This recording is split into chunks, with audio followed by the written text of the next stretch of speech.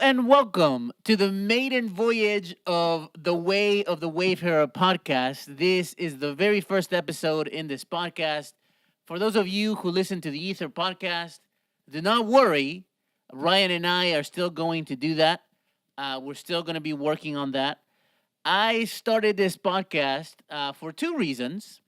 One, because I felt like we needed to make more content more often, and doing this podcast is going to allow me to do that. The Ether podcast has become a very academic thing, and there's absolutely nothing wrong with that. Is what we wanted, but what that means is that it requires a lot of time for us to come up with the lessons and the material because we want to be accurate and we want to know what we're talking about. So there's a lot of study and a lot of uh, reading and a lot of discussion to that we do in order to put those podcasts and those videos together.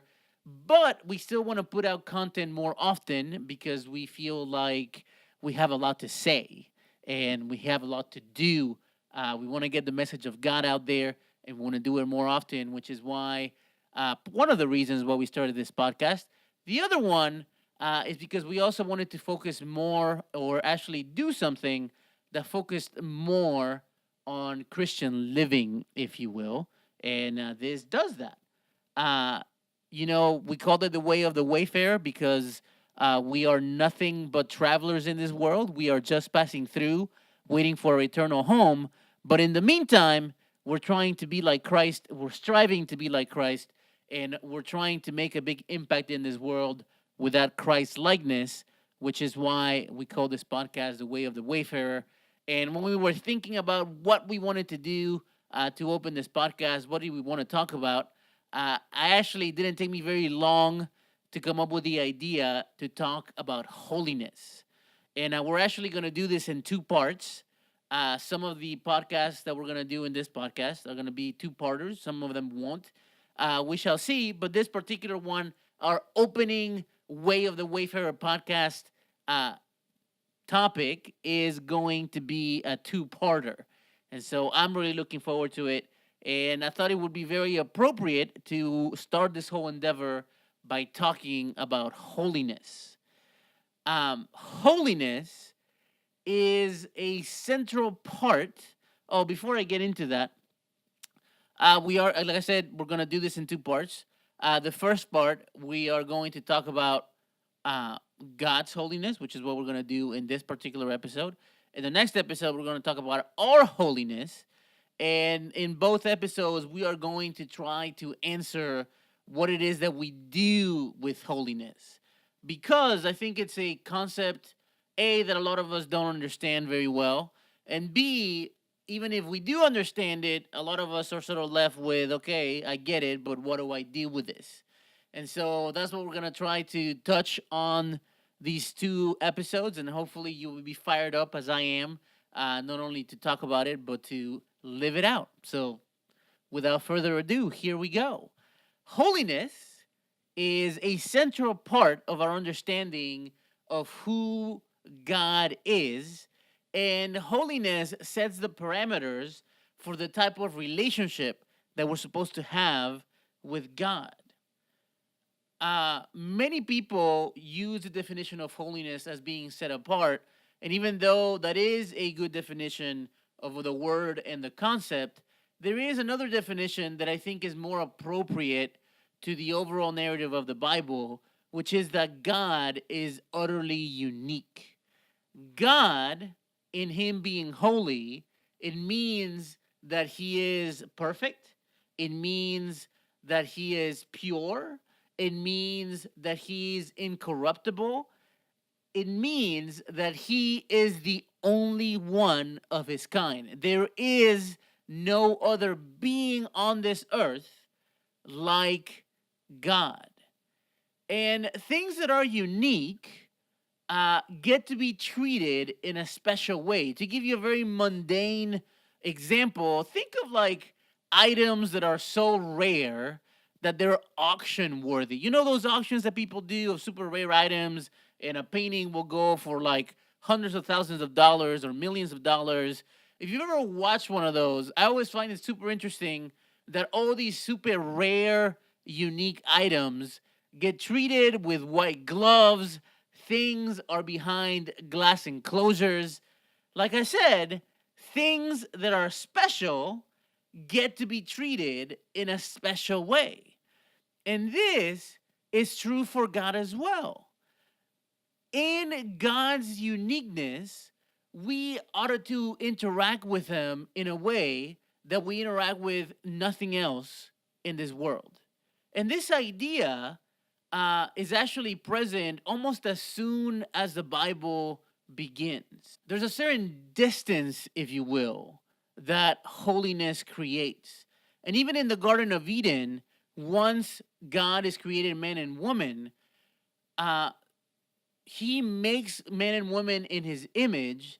And yet, even in the garden, where things are in God's ideal state, there is a part of God that Adam and Eve are supposed to stay away from, and a part of God that is even dangerous because he tells them not to eat from the fruit of the knowledge of good and evil because it would kill them, because they will die.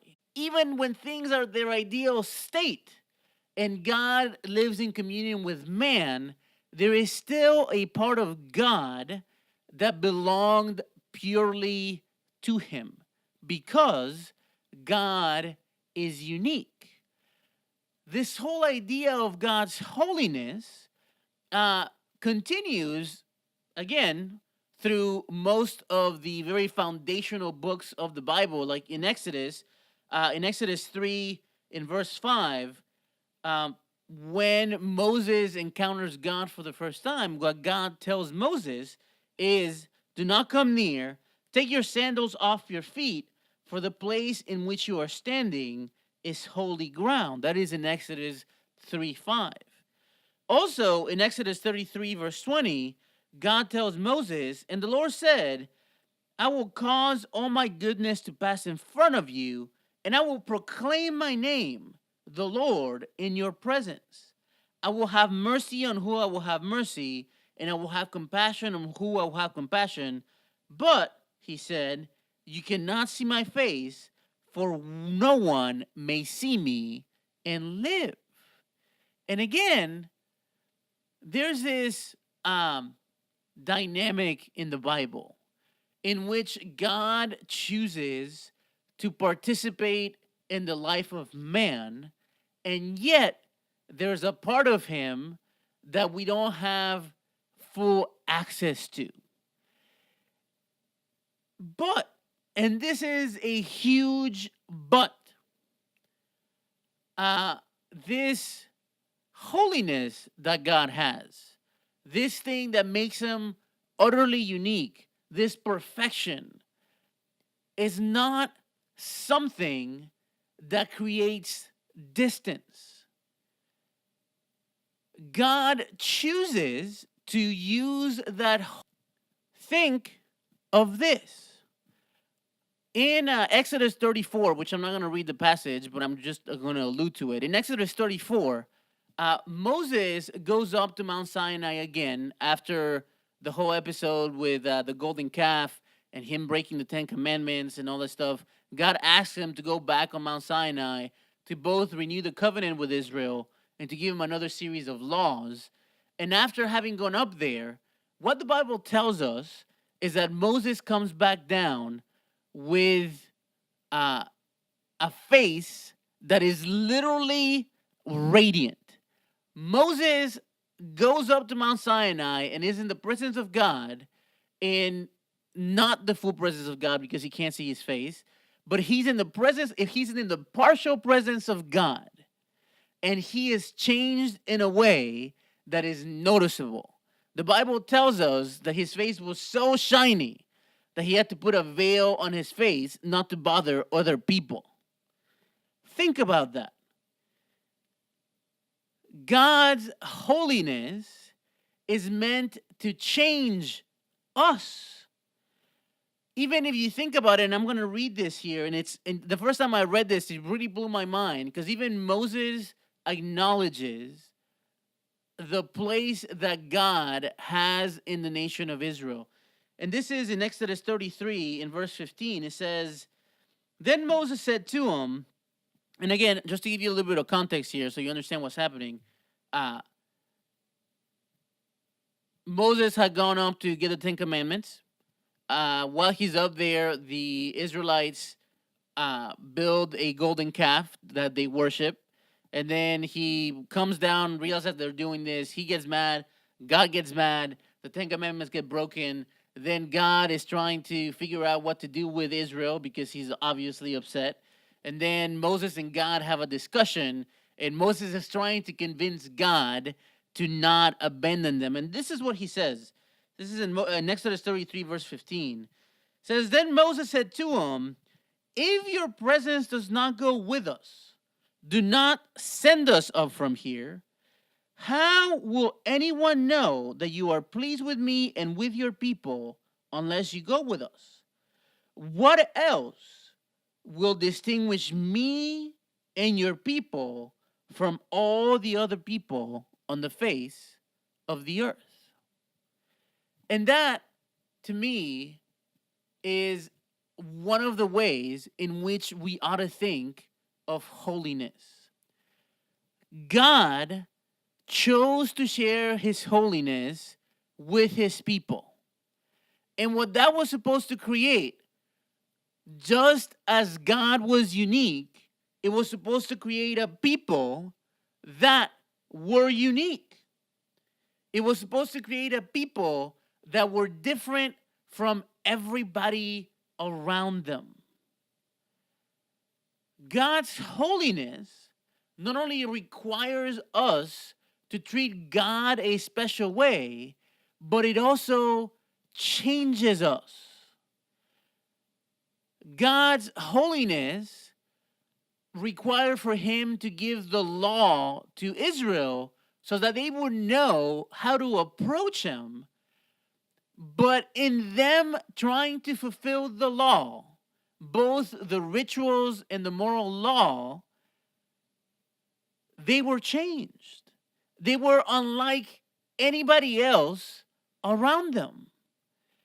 Even in Leviticus 19, in the midst of God giving Israel all of the laws, verse 9 in Leviticus 19 verses 1 and 2 says, the Lord said to Moses, speak to the entire assembly of Israel and say to them, be holy, because I, the Lord your God, am holy.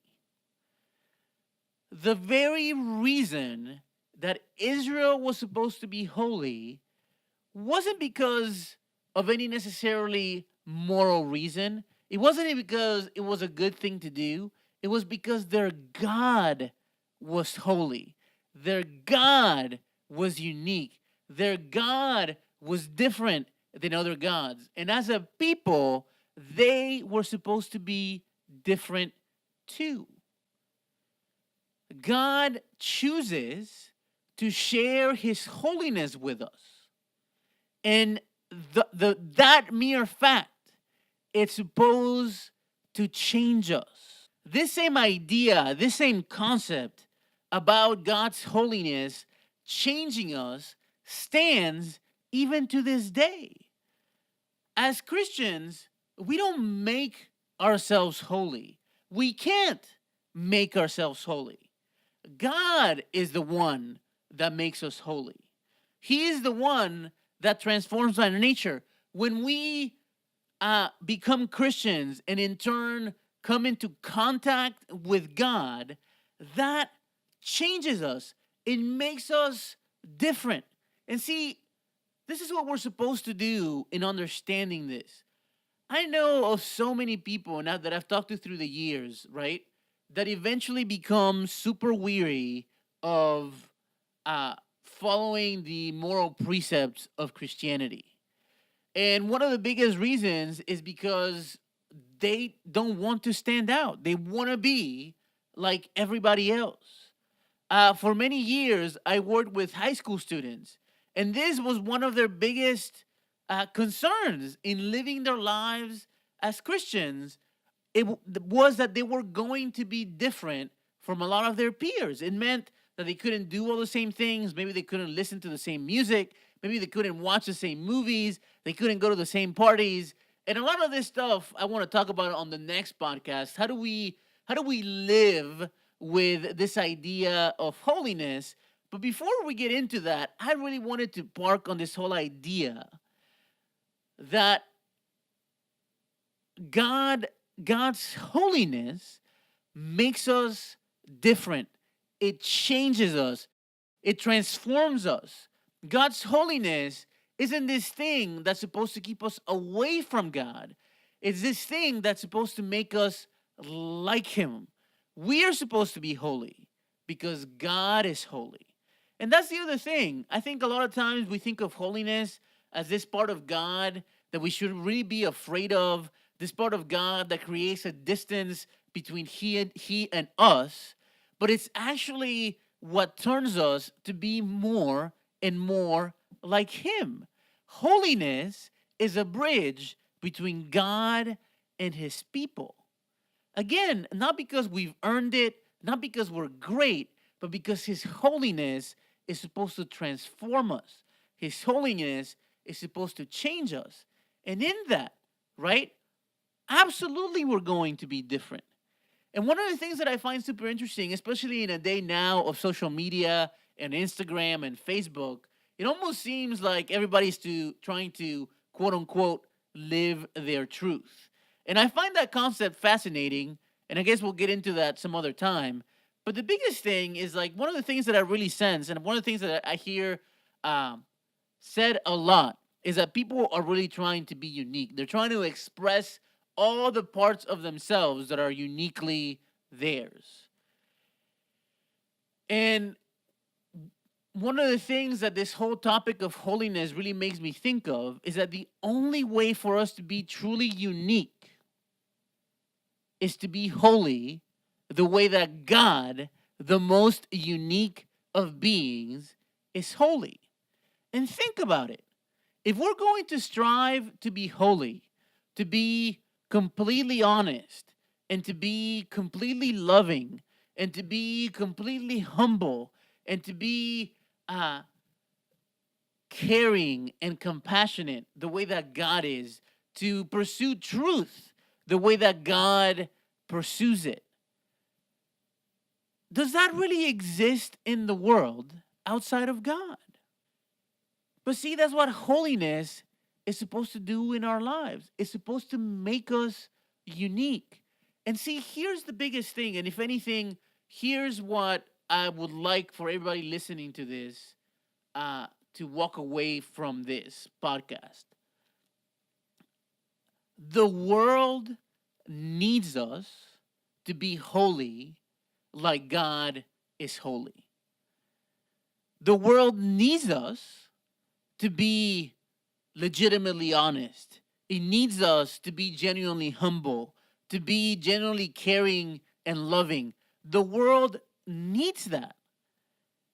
It needs that kind of uniqueness.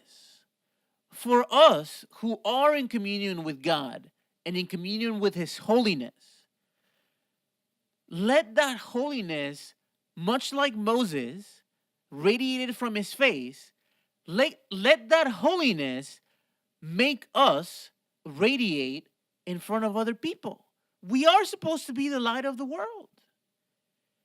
And see, again, I think a lot of times we think of holiness as this thing that's supposed to create distance from us and God. But holiness is supposed to be the bridge, our bridge to God and our bridge to the world. There's a part of holiness that is intimidating, but there's another part of holiness that we need to embrace and embrace fully because we need it and the world needs it. And through us is also how God is going to reach other people and make them holy. God wants to share His holiness with people. God wants His holiness to change people. Holiness changed everything it touched. If God didn't come and dwell in the tabernacle, this tent that the Jews built, it would have just been a tent. The temple in Jerusalem that the Israelites eventually built, without God, was just a building. God's presence and his holiness has the power to change everything it touches. It has the power to change us, it has the power to change the world, and God wants us to partake of that holiness. He wants that holiness to bridge us, to change us, and he wants that holiness for us to take it to other people. And we're gonna look at that aspect of it, of taking the holiness to the world. We're gonna look at that more in detail next time. But for this podcast, I just really wanted to talk about how God's holiness is something that we need to embrace, not just because it's a moral thing, but because it's a life changing, world altering thing. We're supposed to embrace God's holiness. It's supposed to change us. It's supposed to make us view the world in a different way because God is unique. He's the only one of his kind.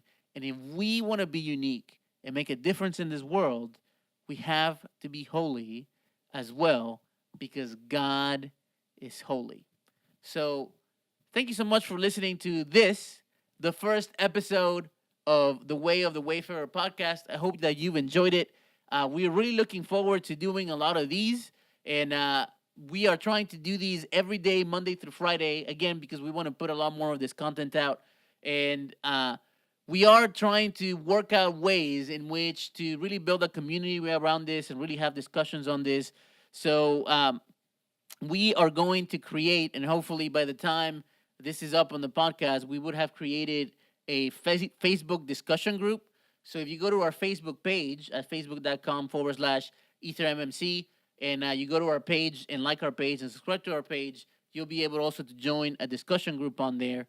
And we still have to decide how we want to do it, whether we want to do it per topic or we want to just do a free for all discussion type deal. But we are going to create more ways for us to interact with you. And in the meantime, you can always follow us on social media. Another new thing is that up until now, we've had sort of a at Ether MMC social accounts everywhere.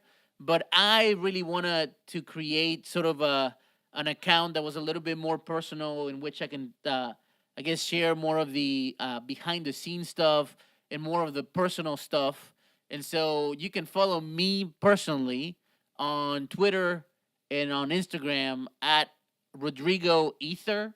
So if you want to look for me on both Instagram and Twitter at Rodrigo Ether, and there I will share a lot more personal things and sort of behind the scenes things and sort of more of my walk with God personally